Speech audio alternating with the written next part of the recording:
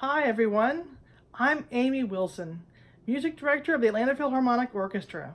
Today I'm talking about the similarities between Brahms' Symphony No. 2 and Dvorak's Symphony No. 6. So, it is said that Dvorak's Symphony No. 6 is his response to Brahms' Symphony No. 2. The Brahms was written in 1877 and Dvorak 6 was written in 1880. Now, both of these symphonies are in D major, and they're both pastoral in my opinion. Being in one of the pastoral keys, your pastoral keys are going to be D, E flat, B flat, and F. And this one's in D major. And what I mean by pastoral is that it's got an element of nature. You feel, when you're listening to the symphony, you feel a little bit like the composer is painting a landscape or a scene about nature, and they are a little bit. So when you listen to the symphony, you'll be thinking about, a spring day or a fall day, that kind of thing. And often composers will tell us that this piece is pastoral, sometimes by the key that they use. And so both of these pieces are in D major. Now, they're both 40 minutes long, which is really interesting. Like, that's pretty hard to do, to get a piece to be exactly 40 minutes long. I mean, I'm sure when you perform them, some performances will be like 38 or 39, some will be 41 or 42, but they're both about the same length. Also, both of the symphonies have a first movement that is in 3/4, which in my opinion is kind of unusual for a standard 4-movement symphonic work. Most of the time it's in 4, most of the time it's in 4. So it's kind of unusual, and it's unusual that they both do it. And so that's kind of how we know that this was definitely influenced by Brahms. The second movements are not that similar. The Brahms is in 4/4, and it's got this displaced downbeat. And I'll put a link in the description to both the pieces so you can hear the similarities and the differences.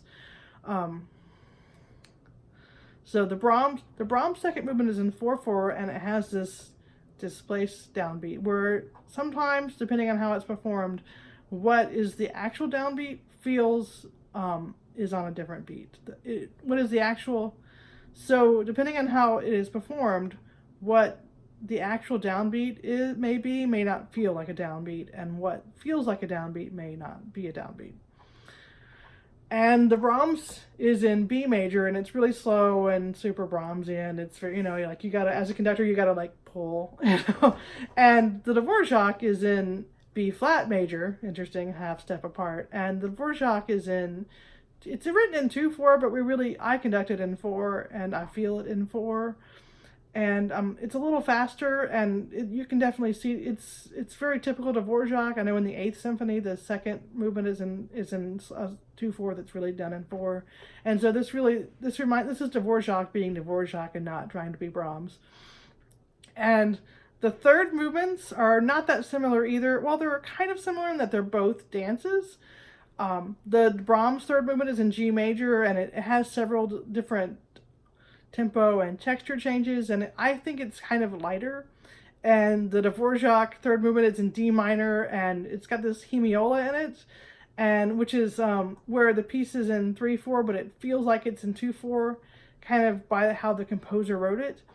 And it's kind of like a heavy peasant dance, and so they're almost opposites of each other. I mean, they both sound like folk dances, but they sound like two very different, almost contrasting folk dances.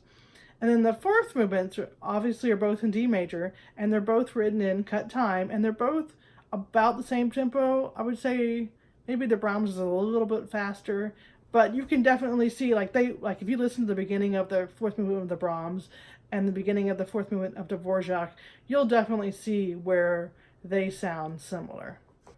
So I hope you enjoyed this video.